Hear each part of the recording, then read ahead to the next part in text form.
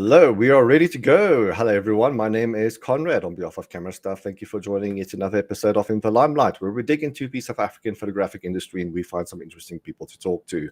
So tonight we are joined by Kenlin Sanderson. We're going to pull him in a wee moment, but just to get some formalities out of the way, as per normal, if you're watching out there in YouTube or Facebook land, if you have a question or a comment, by all means, do drop them in the comment section at any time, and we will tackle those questions as we prod along. And also, just to get things going, I suspect, so if you are watching, just drop your name and where you're from in the comment section, and we'll do a bit of a shout out from our end. So as mentioned, we are joined by Kenlin tonight. So just to give you a bit of a preview as to what Kenlin gets up to. So predominantly a wedding photographer, and we're going to chat to him about gear and technique and his history, his career as a photographer, and hear some insights, some visuals as to how talented Kenlin is. And we'll talk about these images a little bit later as well. But I think it is time to bring our guest in, shall we? So, without further ado, hello Kenlin, how are you doing? Good evening, Conrad, and all your viewers. Good evening, everybody. How are you guys doing? I'm doing splendidly well from my end. What did you get up to today? Oh, Conrad, if I must tell you what I did today, we were busy fighting land grabbing. People are busy land grabbing, so I was busy with that today. And I came back and I had to go back to work, editing, and it doesn't stop.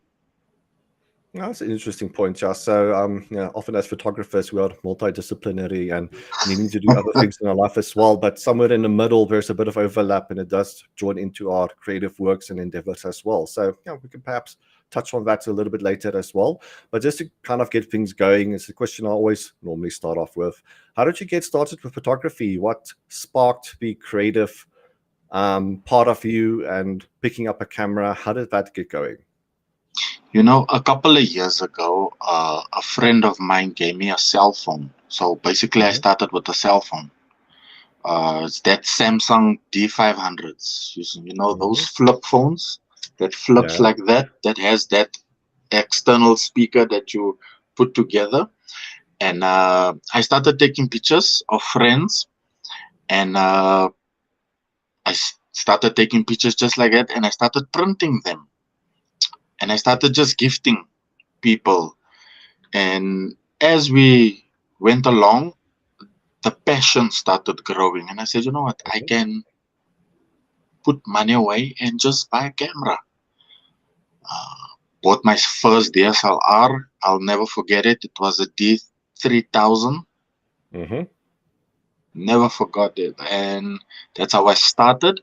But before that, my friend had a small little digital camera, and I have it like right here. This is where I started, guys. Love it.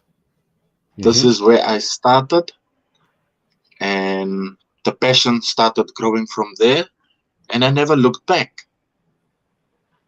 It's always wonderful still keeping these cameras. Now, to all of the photographers that I've spoken to, people are very reluctant to let go of that first one or two cameras because it's a bit of a reminder. It keeps me grounded, man. You know, it keeps me grounded. It keeps me back where I come from. Yes. So you kind of keep it as a trophy just to decide, just to remind of your origins. And as you said, it's keeps one humble and grounded as well. Yeah, so it's always a thing among us photographers. We are quite sentimental with the stuff that we started off with, and we're not necessarily going to sell that anytime soon. Now, speaking of what we started off with, do you mind sharing what you have now in terms of camera, lenses, lighting, and what would you say is your go-to handful of gear? All right, so is it 4 or 5 years ago, I switched over to the mirrorless system, and I'm in the mirrorless system now. I don't think I want to go back. I'm just gonna go forward from where I am currently. Right now, I'm using EOS R at the moment. In probably at the end of this year, I would really like to have R6. And I just love the system. what's the system doing, how's the system evolving, Mhm. and yeah, I'm just really loving it. I'm just loving the mirrorless system at this moment now. All right. Okay. In terms of lighting, what's in your kit bag? So I have, like, I shoot with a AB 600 BM, Mm-hmm. and I Yep. have Very popular choice, that one. 8200s. Mm-hmm. 8200s. So the 8200s was my first before I bought the AB 600 BM. Mm-hmm. So I used to put them together with the AB B2 for 400 watts. Yeah. Yeah, and then from there, gradual, I saved up for a AD 600 BM, and I'm just loving the power it's giving, Mm. especially for the type of work that I shoot at. So yeah, power is key. Power's life Mm. at this moment. 100%. Yeah, it's a very, very good reason to jump from the 200 watt system up to the 600 watts. Yeah, The that just 600. is its money's worth having that extra bit of output, especially when working outdoors, when you have to compete against the sun and incorporating something like high speed sync. So You need true. that extra bit of juice just to help you out. If you have too little power to work with, then typical South African sunny conditions where you don't have a cloud in sight, your flash may just work overtime and may not even compete against the sunlight. So having that extra bit of juice with a 600 watt, as an example, does come into its own. Many good reasons to, as you Yeah, say, power is key, and especially when working with flashes outdoors. yeah. So, what was your transition like going from using natural light to flashes? Like, what were the key reasons why you jumped to flashes to begin with, and how would you say, how do you balance that out? Like, how often do you shoot natural light? What are the reasons why you would incorporate a Sure. flash? Like, what is your thought Yeah. process like? Look, natural light is your base, right? Mm. Natural light is your base because when you're doing weddings and the bride is walking down with her dad outside coming to the church, uh, before she comes into the chapel. So basically, everything is natural light Mm-hmm. before we switch flashes and strobes and all of those things on. So natural light is your base. So you have to Mm. get it right when you shoot natural Mm-hmm. light. Uh, so yeah, it's just also the transition is some of the when you shoot natural light, it's slightly a bit flat, Mm. slightly. So with strobes and light, it just enhances the colors, comes Mm-hmm. more out, Yes. more bright, and all of those type of things. Yeah, So it's a so good thought yeah, process. that's Yeah. yeah, Yeah. So saying that natural light is your base, that's a good way of thinking about it. When it comes to flashes, quote unquote, artificial lighting versus ambient lighting, natural lighting, it's not a competition. Like the two have to work in combination, a tag team yes, partnership. It's a collaboration between the different exposures that you have. So the ambient exposure and the flash exposure, they have to work in combination. It's a tag team partnership between the two. So this true. entire flash versus natural light competition or argument that people are having, I think they're kind of missing the point. When you have a flash, it's just about adding that extra bit of dimension and depth to your photo when necessary. So the thing about Exactly. natural light is that it's lovely to have when it's right, but ambient light is not always available or giving you I'm the right telling you, quality of light that you want. there's just some people that's killing the natural game. They Yo, are, yeah. That in itself is a huge level. Like that requires a lot of expertise. So, but this idea that a reason why you don't use flash is because you can't shoot your flash. It's like silly. Like natural light is in itself, as I said, it's an entire field of expertise and quite difficult I tell you, to manage and to perfect as well. And as you said, people make that their own natural light. They just know where to find the spot and the angles and the reflections and whatnot. But I think, I especially tell as a you, wedding photographer, like you don't always have the convenience of finding the perfect spot. So this is where a flash may come in handy, where you can create the light out of nowhere. So it's just a case of true. using what is necessary at the time, and a flash is just part of the toolkit. So it's not something that you're going to Yeah, use all of the and time. It is just something that is available where necessary. So true. And also you need to know how to shoot natural light, because what if your Mhm. light dies on you? Uh, 100%. Yeah, that's you always Murphy's you law. have to you have to know what to do next. Mhm. you know. So yeah, you have to know both worlds very well. You need to know both worlds very well, especially within the wedding industry. You need to both. 100%, You yes. need to know both worlds. Especially with weddings, you need to be multi-adaptable and Very. accommodate every what-if scenario. It's quite a challenge being a wedding photographer. Like if you always experience something new. Even if you have done 1,000 weddings, there's always something else that you just that forces you to think on your feet, and it's a wonderful field to be in. So speaking Yeah. of which, what propelled you into the world of wedding photography? Like, what did you start off doing, and what were the reasons why wedding is now your, let's say, your bread and butter? In actual fact, Conrad, it was weddings was my first thing. Mm-hmm. It was my first thing. I used to do a lot of church things, like Mm. photography for church. But weddings was one of the first things that I started out first. So it's just fitting for me to do what I did when I started out in the beginning, Mm. which was weddings. I tell you, when I just started, I was bad.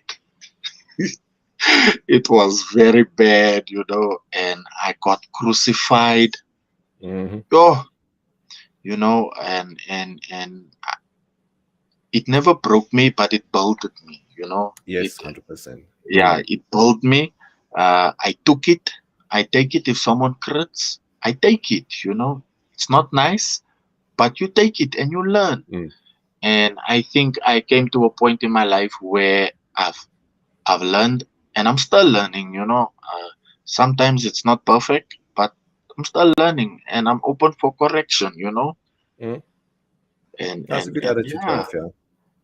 yeah. Especially with weddings, that is a bit of a baptism of fire. You're thrown into the deep end. It's not just a case of I tell learning you, one or two aspects about photography. Like you need to be good with people, you need to do macro photography, you need to organize people like herding cats, you need to be good at using flashes and making use I of tell you. natural light. Like all the different fields of photography is just put in a blender, and that's something you need to master when it comes to Mm, weddings. And mm. as I said, it's a bit of a I've noticed that. I've noticed it, yes. especially in the industry that I find myself in now. You need to speak to with people. You need to speak with Mm, people. You need to direct people. You need to mm-hmm, pose people. And when I started, I was an introvert. I struggled. I struggled. And I just told myself, you know what? I have to come out of that, mm-hmm. and I need to start talking now to people. Now I'm a chatterbox now. So, Good. so yeah. So how did you build yourself towards that? Because I also started off with weddings, and it was my deal that I would be the second photographer, the second shooter. So I'm the ninja in the background. I'm hiding in the bushes. I'm climbing the trees. Like I'm not talking to people. But also being thrusted into that environment, you do learn over time that okay, you need to be chatty, you need to direct people, you kind of need Yeah. to get yourself involved. So how You, did you build yourself into that? So going from what you refer to as being an introvert, going to the more chatterbox type of person. So what you was know, that I was experience doing a like that? shoot. I was doing a Yes. shoot once, and I was not getting the image that I wanted. Mm. And I had to, you know, such situations pushes you Yes. to open up your mouth.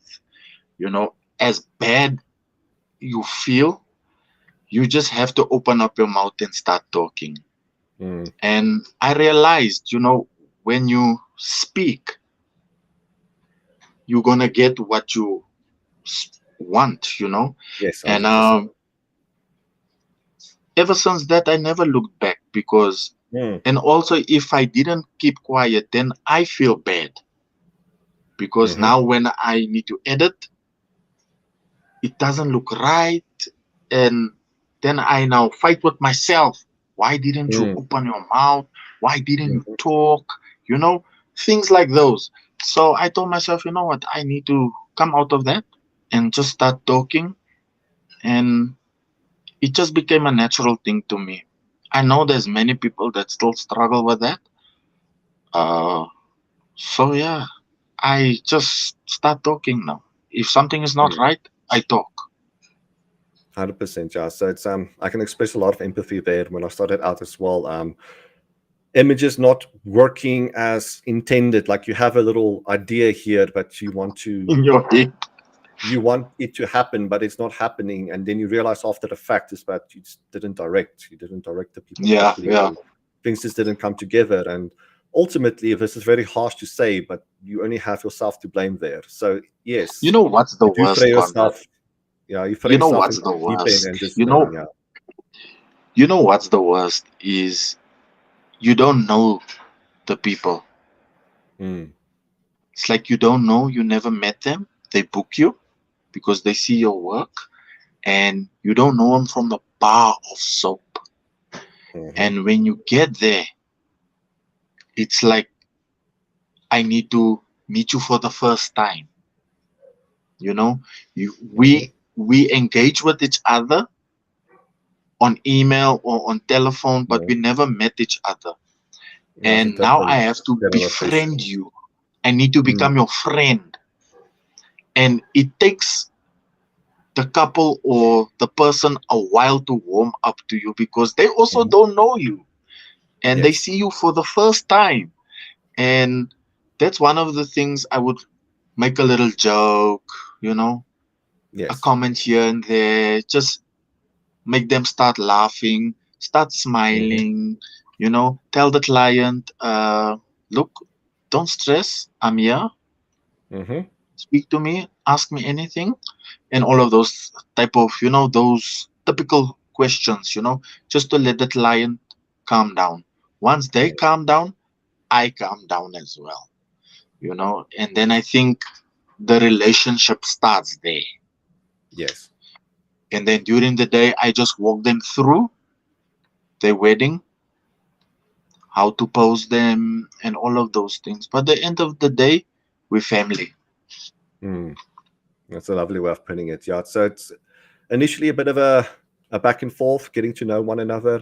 But it's like a Yeah. comedian, like you have your handful of jokes. It's just the audience is different. So you can tell the same joke over and over again. Yes, you may be True. tired of telling that joke, but it's a new audience. And they will laugh, they will Yeah. just be put in a good zone. Now you can build that rapport over time and help direct them in terms of posing and where they need to stand and collecting people and whatnot. Yeah, so it's a building process.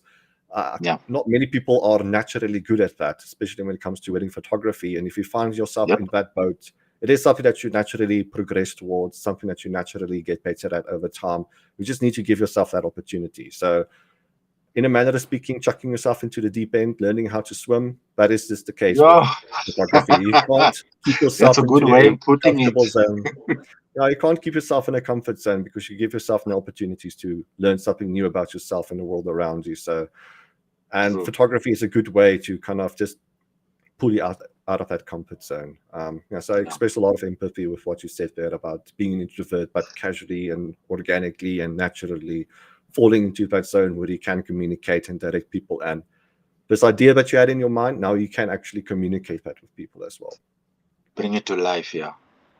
All right, so we have some comments. Sean Duplessis, good evening, guys. Thank you for joining. Evening, Sean. We have John Roman, formerly known as J. Roman. Quite curious as to why the Ah, name change. Why it went from J to Roman, J to John. But hell, thank you for joining, John J. Thank you. Been a while since good got you evening, here. sir.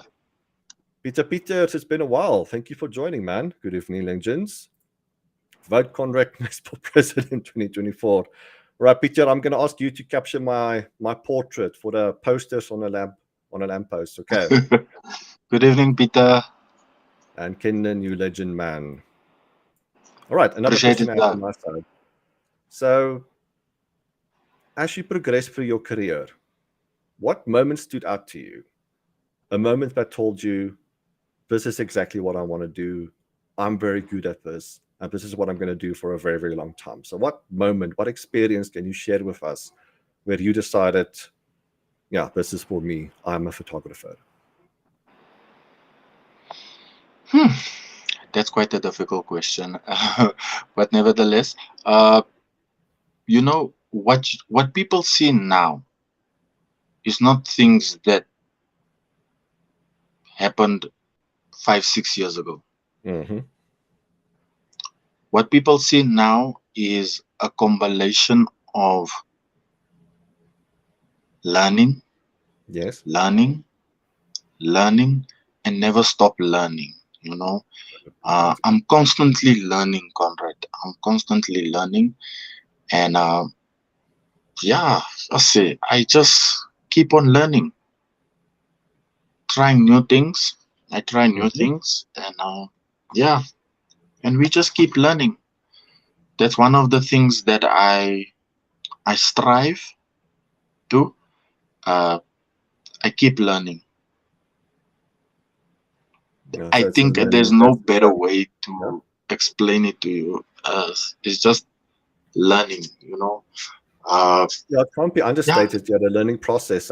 It is a journey going from point A to B and from point B to C and so forth and so forth. And Mm, the person who you imagine yourself becoming may not be that person because you may be mm, swept off into different directions. You may learn something new about yourself and discover, okay, maybe I'm have to take this journey instead. So the learning process will always be there, even if you have been in the game for 20, 30, 40 years.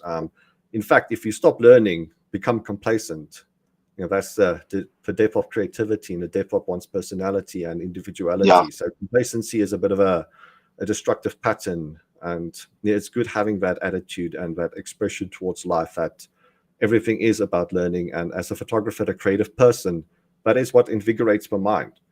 It's you have to give yourself opportunity to learn. Especially, Like if you stagnate, yeah. it's It's so horrible. true what you're saying, you know, especially in the wedding industry, because the wedding industry evolves Hmm. rapidly, rapidly, and you need to learn, or else you will be left behind. Now, there's an official term for it. Let me try and remember it. The Dunning-Kruger effect. Let me just search that to give you a proper definition of it. Hmm. Yes, when you start to overestimate yourself, when you reach a certain point where you think you don't need to learn anymore. So that's the Dunning-Kruger effect, which all creative people kind of hit that barrier at some point where you think, okay, I'm good enough, I can do X, Y, and Z. But once you've hit Sure. that level, it's difficult to get out of it, number one. And I think for starters, it's something that you should avoid, that barrier where you think, okay, I am now the best, I can do everything, I have Yeah, yeah, all of the expertise and knowledge that I need. Yeah, so I think it happens to a lot of creative people, and so it's worthwhile being mindful of that. That yeah, you need to stay in a zone where you're always open to learning, always fighting against your ego and the ego of others as well. That is the process of a creative person. Like at some point, yeah, you may feel like, yeah, I've learned everything now, but that's a dangerous zone to be in. yeah. No, truly, truly. You know, most of us we come from those. You need to get out very quickly, 100%. very quick. From Prig and Pele. Kenlin is the goat. Love that. George Bridger. I'll wear Kenlin. Congrats, bro. How's it, George? TMA production and photography, Ah, evening, gentlemen. Mr. Kenlin, keep up the good work. And I think we have appreciate it, some guys. questions from Marcus. How do you keep up with the latest trends, Ooh. technologies, and photography? And there's a second follow-up question as well, but let's start off with this one. How do you keep up with the latest trends and technologies? Is it something that you're like mindful of in terms of adopting new technologies, always staying abreast with the latest trends? And if this camera brand or this lighting brand releases a new technology or thing, whatever it may be, like, do you try and accommodate Yeah. all of these things, or are you happy with a current system that you're going with, and from there having it as a foundation and just moving forward with it? Yeah. You know, you can never get enough, Mm-hmm. especially in this industry. In actual fact, it will depress you. It will depress you, especially where you find yourself currently. And yeah, no, look, if you are a photographer, you will be prone to what is new, Mm-hmm. what and sometimes it will depress you, man, but you have to be I'm looking for the word now, content with what Mm. you have currently. You need to work towards where you're going with the new technology that's available to you. But you need to be very content with what you have. You know, 100% uh, yes. uh, uh, I really won't mind to have a R5 or a R6 at this Mm-hmm. moment, but gradually we'll get there. You know, Yes. with the stuff we have now, it still does the job. 100% yes. We can't now kill ourselves because this is out and all of those type of things. If you in the means to buy it, you buy it. I will not stop anybody from having something new Mm-hmm. because the photography world is evolving, guys. Uh, we cannot stay on DSLR forever. You know, we need to evolve and we need to grow where we're heading to with the photography. So for me, I'm all for it. What's new? What's there out there to learn and just to see, play around, read about the new technology, and all of those type of things. You need to keep your ear on the ground, read a lot, what's happening around. Uh, so that's where I find myself now. I read quite a lot. What's happening here and there, you know, and it's good to have your ear on the ground, especially where we are heading to. 100% yeah. Sorry, I just wanted to quickly squeeze this comment in. That's my husband. So proud of you, Ken. Love it. Yeah, my opinion on that is build yourself a pool of knowledge and True. learn about the different technologies and whatnot, because there's a huge divide, a huge difference between needing something and wanting something. Like, Yeah. there's a lot of things that I want. I want a lot of things, but is it something I necessarily need? Is it something that I'm going to incorporate into my work in terms of, can that new equipment earn me my money back and help me out with my business, help me out with my creativity, etc., Mm. etc. Wanting something is an entirely different kind of worms. There's always a new gadget or gizmo or a thing out I there tell that you. one can incorporate or, integrate into your kit. But I've had this conversation with a few photographers who have a pile of unnecessary things that they've collected over time. And they just had at the time an impulse to buy the thing, not knowing how limited the thing may be or how Yeah. this thing may not be useful for what they're doing. So before you just jump into any website that sells camera accessories or camera gear or whatever it may be, True. just learn the gear, learn if it's necessary for what you do, Yes. and what that equipment can give you back in terms of funds over time and building creativity, etc. Yeah, so it's just about building a knowledge pool before you jump into what's it called, for gas gear acquisition syndrome. I think it's something we all have, wanting. Hey, we Yeah, the just big want difference it. here is just, yes, the big difference is just drawing a line between needing and want. True. And here's You said it another question perfectly. from Marcus. What has been your most challenging shoot and how did you overcome it? Hmm.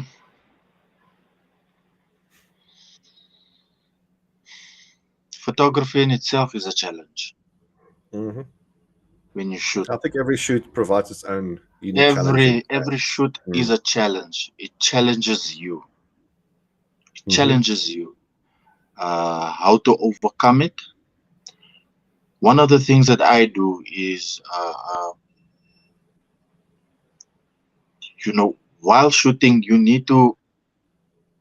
I wouldn't say concentrate, but everybody concentrates. It's I'm looking for a better word. Sure. To overcome it, you need to start. I wouldn't say start believing in yourself, because once you get to that point, you start doubting yourself. Did I Mm-hmm. did I do this wrong? Did I do it Mm. right?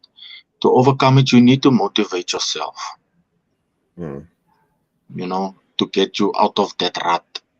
Because a Yes. lot of times we find ourselves in that rut.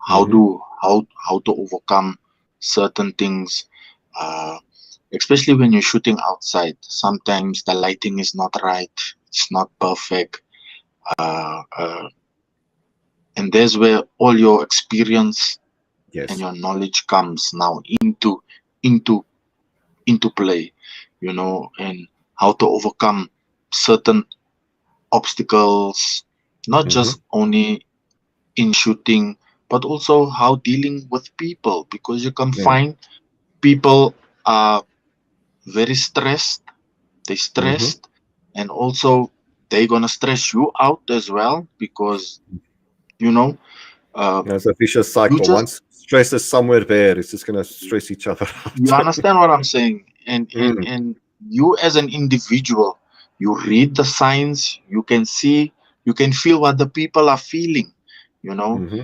and to overcome it, you have to just be a step ahead 100%. constantly. Yeah. Yeah, I like the way you phrase it, being a step ahead. And also, you made reference to a couple of keywords here, just knowledge and experience and Experience. being mindful of what you're doing. There's a big So difference true. when people say work hard and experiment, but you also have to be mindful, work clever. Like make a list of the things you did well, make the list of the things you didn't do well, and be Yes, proactive yes. at fixing mistakes so that you don't repeat the mistake. Now, Mm. repeating the same thing over and over again, you may just fall into this destructive habit of repeating mistakes. So you need to be mindful of what you're doing and also Very ask people mindful. around you for their advices as well. But in acquiring that experience, that knowledge, that pool of knowledge, now second nature can take over. And being a step ahead is a different way of phrasing that. So now your intuition is there, your second nature is there. Now you can concentrate on things that matter. Right. So Yeah, by building that pool of knowledge, your body, your mind will just take over. And now you can, exactly. as I said, focus on the important things, building that rapport, Yeah. communication with the client. So it is about Sure. experience, but also being clever with your how you build experience as Yeah, well. you need to be very Mm, sharp, because things happen, especially in weddings. Things happen in split seconds. In mm. split seconds. So you need to be very sharp and mindful. You need to be here and now. I had a follow-up question, but Marcus is one step ahead of me. Last one. How important is networking in the photography industry? Because it is a point I wanted to make is that communicating with people and having a network of photography buddies that can give advice, but also, criticism, friendly criticism when due, and Yeah. also keep you accountability or make you accountable when you make mistakes, etc. So in your words, how important is your network of people around you? And It's what very, advice would you give very, people very, in very important, getting Conrad. a network of people? Very. It's very important. I have buddies that if I post something that's not correct, they'll pick up the phone and say, "Guy, remove that now. It's not right. It's, I don't know what happened with that image, but remove it. It's not Mhm. good." And I take it. I remove it. I say, "Thank you." You know, it's very important to have a network of people that you can communicate, especially the exact same industry that you are in, Yeah, because they can sympathize with you as well. You that's a know, good word, sympathize. Yeah. So when building a yeah, network, they you can get people who can sympathize with express you. empathy Uh, and people who can criticize in good faith. Big difference between good faith and bad faith criticism. yeah, yeah. No, I have friends that will Mm, tell you to the point, and you need to go back and see. Okay, this is what they meant. You know, mm, not get angry. Like I said in the beginning, it's a learning process. We learn. Mhm. We're continuously learning and so forth. So I take it. I take it. Uh, but networking is very important, especially where we at as creatives, as Yes. photographers. Sometimes a friend can have a bad time. Mm. Maybe he lost images, for example. I'm just making an AG. He lost Mhm. images. He's not in a good space. Mhm. For you that's in the industry as well, you can sympathize with him.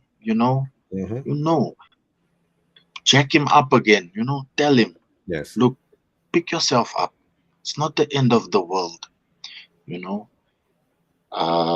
So it's good to have such network of friends. Yes. You know, that can encourage you, that can discipline you also. You Mhm. know, and guide you onto the right path. You know, they've I networking is highly important. 100%. Yeah. So it's something I've learned is that up to 70 to 80% of people are not creative. So us creative people are few and far between. We're difficult to find.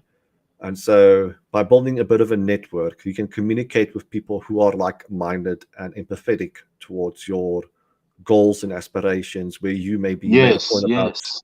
being in a different state of mind. And I do think creative people live in a different mode, in a manner of speaking. And having a network of people who can empathize towards that, to say the right things in good faith, that's very important. Like you have bad faith Mm, agents out there who just want to say mean things for the sake of saying mean things.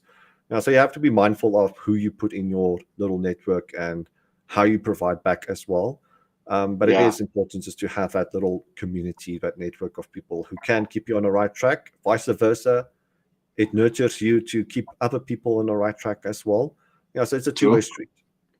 Yeah, But as a creative person, you can't be a little island in the middle of the ocean. It is sure. self-destructive, and Well said. I think Well art said. as an industry is a case of expressing yourself and expressing yourself to people who want to see your work and having Yeah, conversations about these things. It is nurturing for the mind. This is what fuels the mind. It oils the little gears together. It is through yeah, communication via artwork and also just having dialogue, opening up a communication channel, true. even if it's just catching up with a bottle of beer with friends. This is very Yeah, important for it's like friends would like some of my friends, they would send me images and ask me, is this right? Is this Mhm. okay? Is it good for me to post it? You know? Look, and tell you, look, it looks perfect to me. I don't see anything wrong with it. Do it. You know? I think it's also a case of the person and you know in what way they can flourish as an individual. So you're not giving Yes. advice as a means of creating a copy paste version of yourself. Like the person, you know how they can flourish, what their potential may be, and it's about nurturing that person right into the Yes, next true. level. So you're not putting a person in a box, you are allowing the person to flourish in their own unique way, to see their individuality blossom. And it's just a manner of just keeping the water on the plants every now and then. Yeah. Yeah, no, true. True. So we have Sherwin here. Super proud to see Mr. Godox himself on the live. Hey, stop Welcome, it. Sherwin. So All right, so I think we've got a good conversation there going. Let me just look at my questions here. So maybe just to go back into wedding photography, how do you manage to get, well, this applies to people photography in general, right? How do you get the best out of a person, their uniqueness, their personality? Um, I think often photos can look a bit frozen, a bit static, a bit generic. Like, how do you jump into a person's psyche, their personality, and how do you allow them to yeah, project their photo? yeah.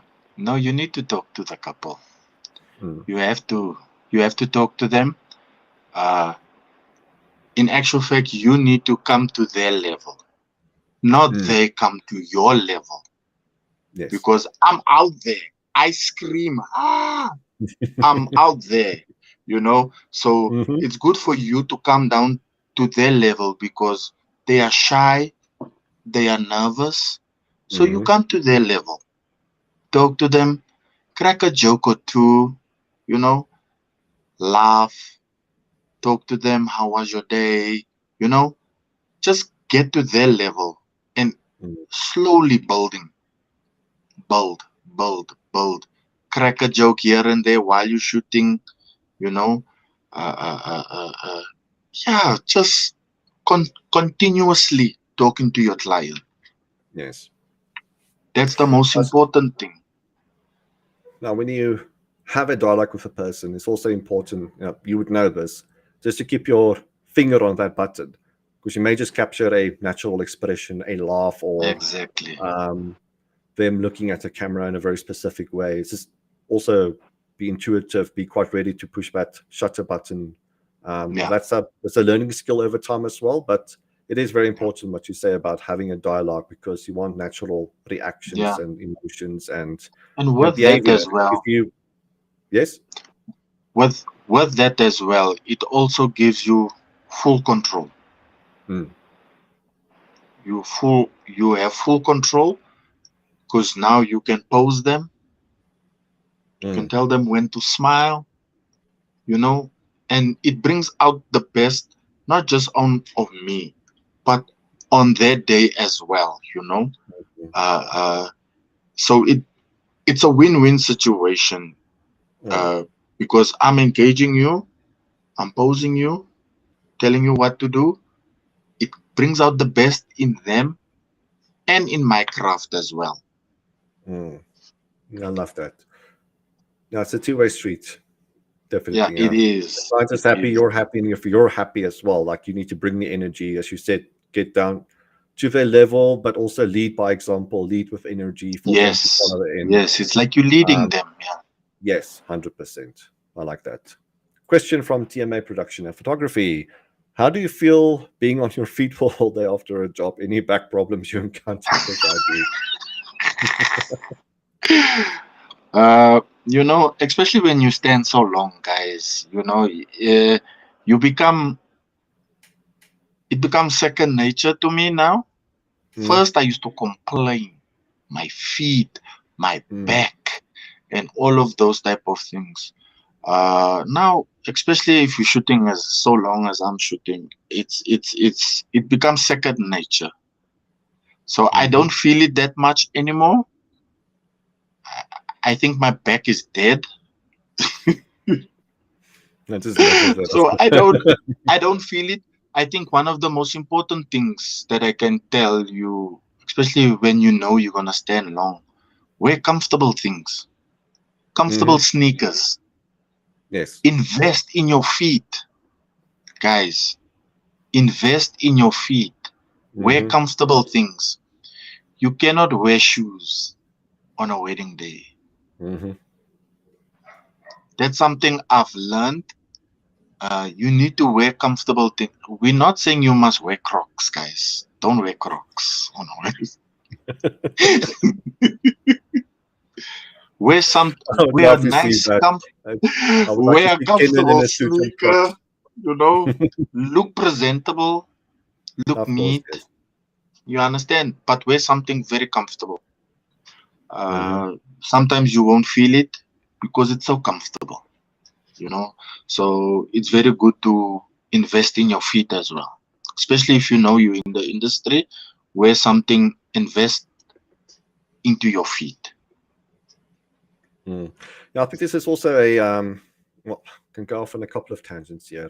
Now you get to a certain age where, listen, stretches and yoga will be necessary, like at least 2 or 3 times a week. It's you're gonna fall into that. It's inevitable, right? So maybe as a young strapping 20-year-old lad or lass, you don't need to worry about these things. But once you get past a certain threshold, it's just something you have to start doing. Those stretches and things, it just will become part of the weekly weekly schedule. Yeah, no. Something else I wanted to say, yeah, it's very important what you said about comfortable sneakers. Yeah, look professional enough, but don't wear like ridiculous shoes that's gonna kill Yeah, your feet in a couple of minutes no. time. So yeah, All yo, right. see, wearing shoes, guys, yo, the only thing you wanna have in your mind is just your feet is hurting. Your feet is hurting. You can't think properly. You can't concentrate because that's the only thing that's on your mind now. Not You going to be need a to be grumpy present. photographer if you have. You need to be very present when you're shooting a Mm. wedding, guys. You need to be there with the people. So if your mind is not there, forget it, guys. Wear bare feet. So, photography, wedding photography specifically. How do you go about capturing candid shots? So, kind of the in between shots. This is not directed posing, it's kind of the in between photos. How do you know when and where to be to capture like a special moment? Is that also a learned trait that you've acquired over I time, think it's or do something. you I have think your it's some. specific strategies? Yeah, it's. You need to play it with the eye. Mm, See, is there a moment here or not? You know, uh, you need to look if there's nice spots or a moment. You know, and just capture it. It's. I think it's something that you cannot pose mm, the person. It needs to be naturally.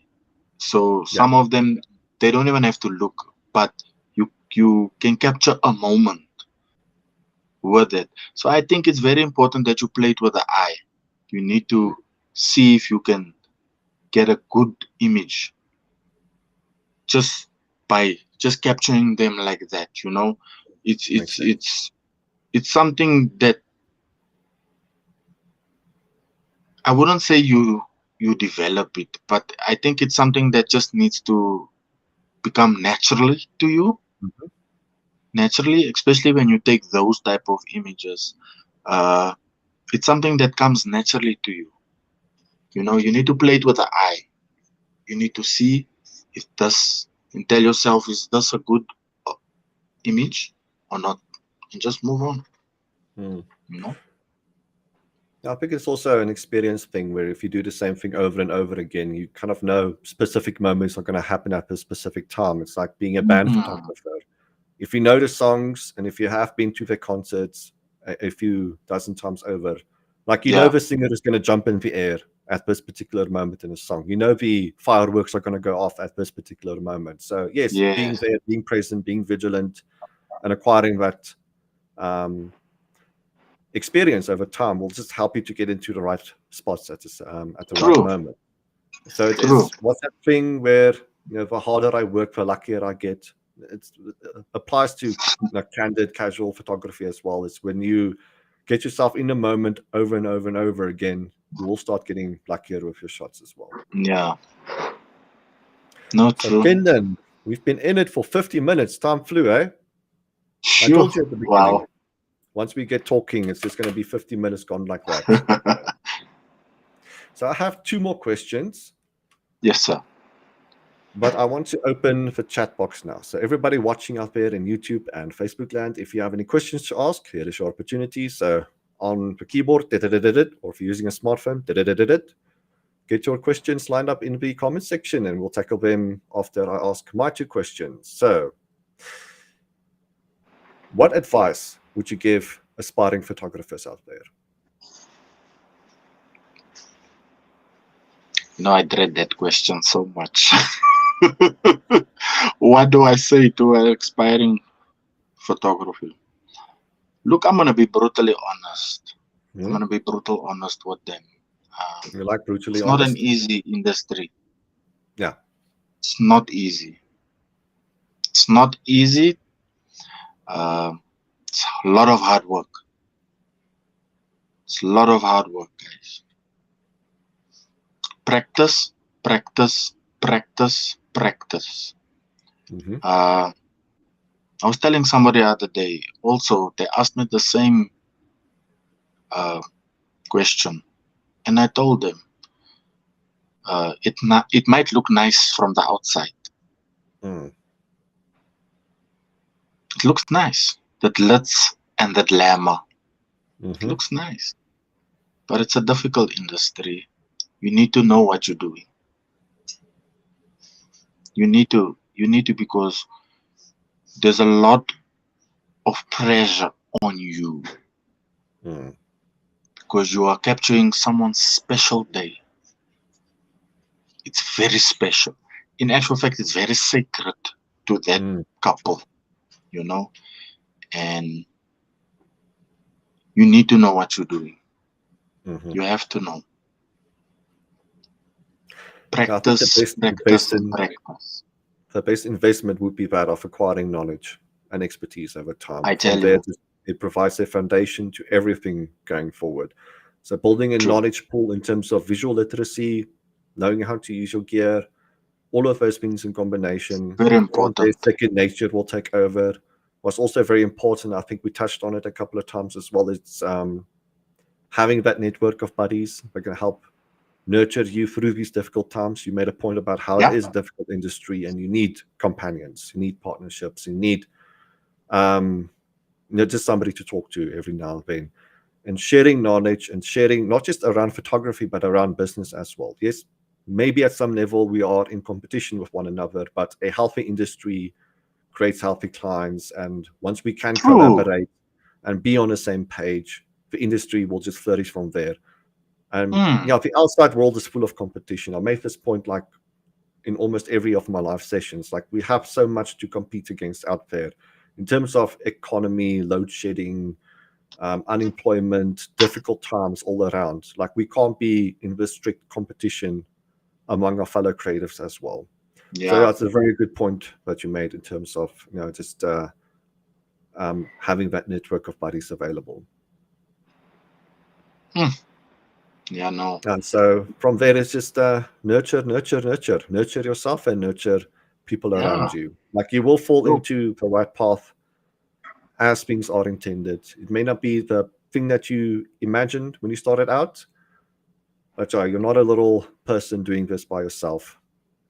Yeah. Get people around you, talk about it, go to workshops, watch YouTube, read books, all of this fun stuff. You're not, Constantly. you Constantly. can't do this by Constantly. yourself. Yeah.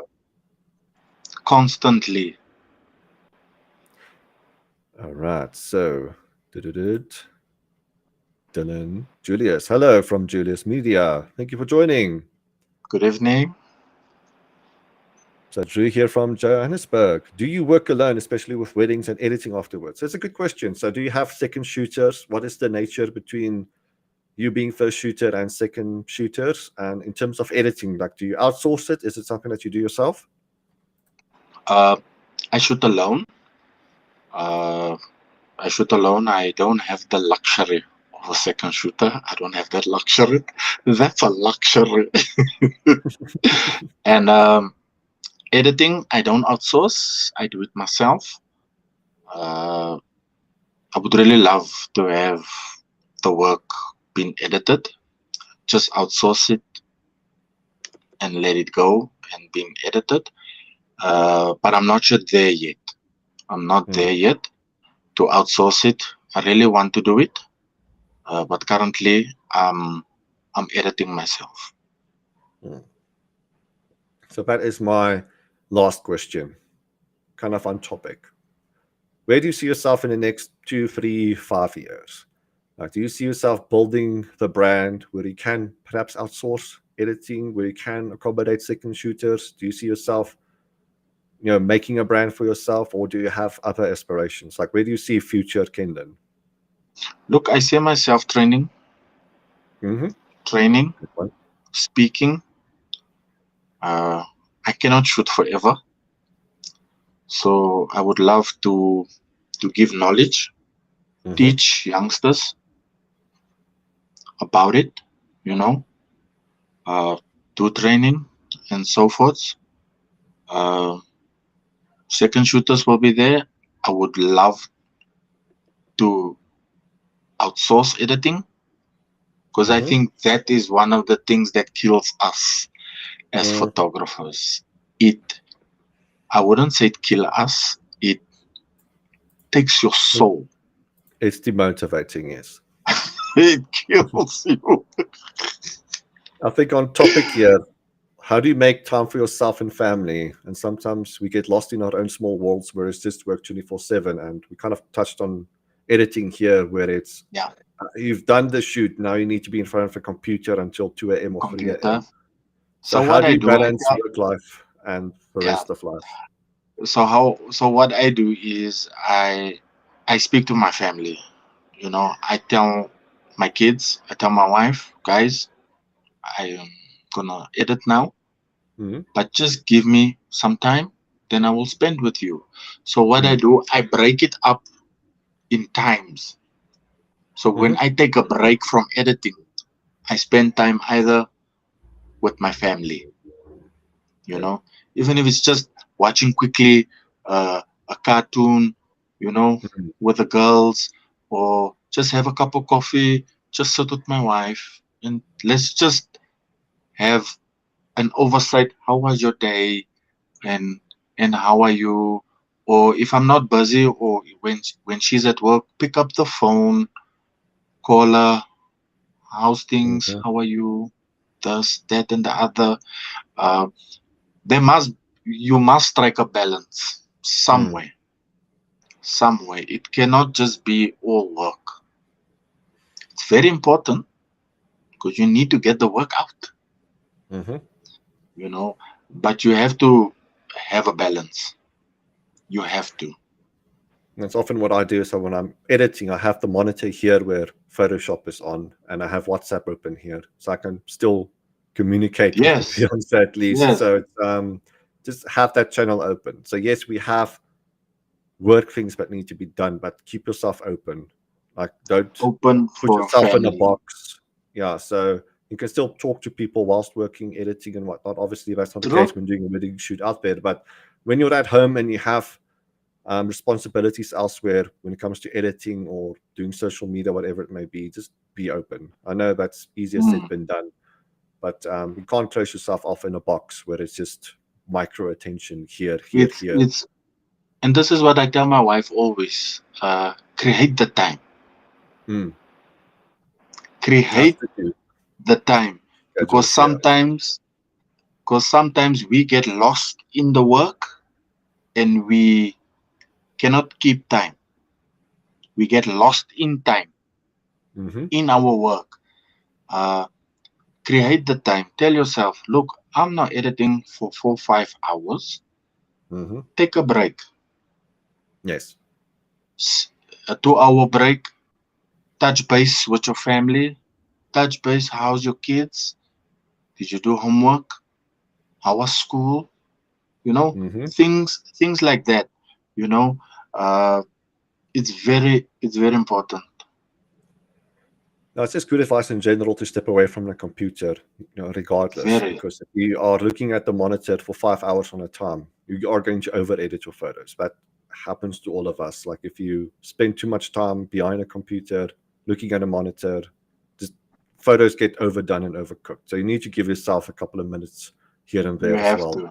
And it happens very often. Like you take your coffee break or you watch your cartoon with family. You come back to the computer and it's like, ew, look at this photo. Like I overcooked it. So it is Come worthwhile just back. to step away from the Yes. yeah, just look at your work, just from with So fresh true. eyes, manner of speaking. All right. So just to touch with what you said about seeing Kenlin in the future, it's very noteworthy, very admirable that you want to teach, and we are very keen to see how that transpires in the near future. So, yeah, it's commendable. Thank you for being willing to share your knowledge. We'll have a keen eye on that. We'll see how that develops in the near future. But yeah, thank you for wanting to, host workshops and do teaching and whatnot. It's very Yeah. admirable. Okay, Thank you. last two questions from the audience. Then we can say our good nights. So accidentally skipped over Marcus here, but what advice would you give people in terms of pricing your work and negotiating with clients? That is a difficult question, Marcus. Why you do that? I can't help but smile because Um, I know this is a conversation that leads to a yo, 4 hour guys, this is discussion. this is with regards to pricing, guys, I think if you are long in the industry and you know, you know your work, you know, you need to charge accordingly. Mm-hmm. Uh, it's you didn't finish school yesterday. If you Mm. like, I'm just making an EG.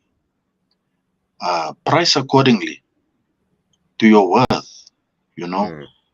uh, price it according to your worth. Uh, that's all, guys. That this topic is so vast, It's fast. and it's a difficult question, guys.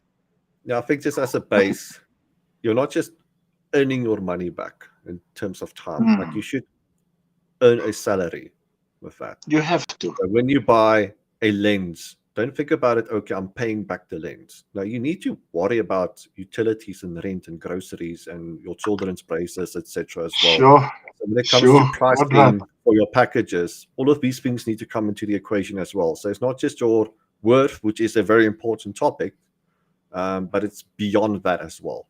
Like this ought to Yeah, be a livable salary that you give yourself through photography. And I think many people have very low pricing packages because they essentially just want to buy back their camera or they want to buy back that lens or that 8200. So if I hmm, bought a 6,000 Rand flash, I can do X, Y, and Z um, wedding packages and I can just buy that just 8200 back. But it's not about that. yeah. It's like way beyond. Like you need to provide, like it's assurances, it's taxes, it's all of these layers that come into it. And a reason why I smiled is because this is a 4 hour, 5 hour discussion, and that won't even I tell squeeze in you, everything. you know Mm, what? You just said something so profound now that I never thought about it. mm. Yeah, Oh, so I spoke to a person about having a studio. Like you don't think how the smaller things come into the equation as well. Like, oh, now you need to buy toilet paper and air freshener. Now you need to buy a lawnmower for the garden. Oh, you need to buy cleaning products. All of these things just add up. Like what you said about photography being quote unquote glitz and glamour. Yeah, once you get into the spreadsheets of it all, it's very intimidating. But it's you need to look very. at it. You need to account for all of it. All of it needs to be part of the package. You're not just buying your lens back. You're not buying a camera back. You're accommodating all of these things. And push come to shove, if there is another pandemic, you need to make accommodations for that as well. All of these, Sure. eventualities. This is a big topic. I tell you, Conrad, we can sit the whole night and digest this. Mm. You know, it is such a deep rooted conversation that sometimes we as photographers we shy away from it. You know, Look at this comment. People don't negotiate with Woolies, they only with us. I so true, G. Mm. All right, I'm gonna get two more questions here. One or two. Let me just see if I skipped over any. Oh. What's your take on Photoshop and AI? Has it minimized post production on your site? So maybe just an opinion on AI, broadly speaking, and have you incorporated like generative fill in your work? Look, I love it. I Mm, I embrace it. I embrace it because it's the future. You know, mm, uh, I don't have nothing bad to say about it. I embrace it. It helps us. It helps us so much, especially from where we come from the beginning of Photoshop and where is it mm. now. Uh, it helps even with workflow. With the workflow, Mm. it helps a lot. I'm not gonna lie, it helps, and I embrace it. No, it's good to embrace it. Yeah, it is the future and it's going to be integrated into everything. As to what it's In going to look everything. like in 5 years' time, I don't know. I don't think any of us know what the world is going to look like in 5 years' time with AI, everything, this and Sure. that. But it's just a case of, for the time being, what tools are available, as long as it doesn't diminishes the soul of your work. Like that's Yes. weird thing to talk Yes. about, I suppose. But as long as you don't overpower the imagery and the creative mind that it took to get you that image, as long as the AI Yeah. doesn't overpower that, like it's fine to use generative AI to organize your photos and to take out that lamppost. Yes. We've been doing that for 2 decades now. This is AI Yeah. has made it a little bit easier. As long as AI doesn't take over the brain, like if it Yeah. takes over I was 90% of reading the image. I was reading something now in the week that they're starting to incorporate it into the cameras now. That's It's yeah, called it's called new it's called Samsung deep and the learning. iPhones. It's called Yeah, so the deep camera's learning. going to think on your behalf as well. Fun times ahead. All right, so I think that's all the questions. So I just want to get some comments. Yeah, market is overcrowded unless one knows target market. Yeah, that's also a thing about pricing. It's like you need to know your target demographic and your market Yep. as well.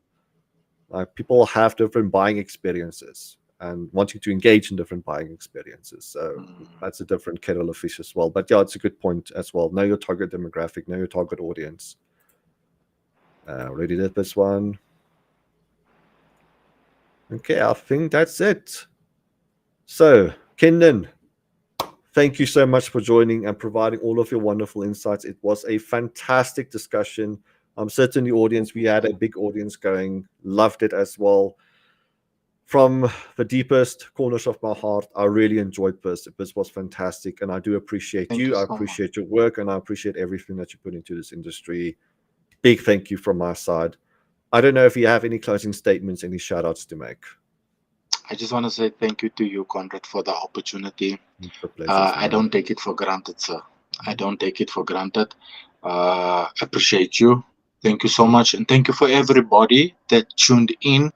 Thank you so much. I highly do appreciate it. Please follow Conrad, follow his show. There's so much discussions that takes place. A lot of insight is also being given on his show. Follow him.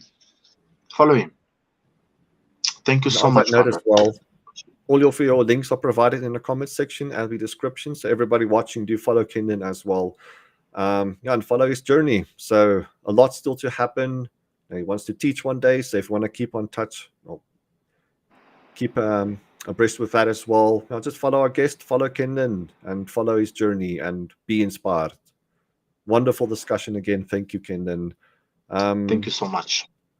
I don't know what else can be added. Yeah, it was wonderful chatting. So to everybody watching out there, if you want to watch from the beginning, it will be available on CameraStuff's YouTube channel. It should be there already, or you can just move the bar to the beginning. So if you want to catch up from the beginning, you can do that. Yeah, so I don't know if there's anything else to be said, but that's it going to be it from my side. So from myself, Conrad, on behalf of CameraStuff, thank you so much for joining. It was a lovely chat, Kenlin, saying it but again. To everybody out there, I hope it is a pleasant night further. Cheerios and goodbye.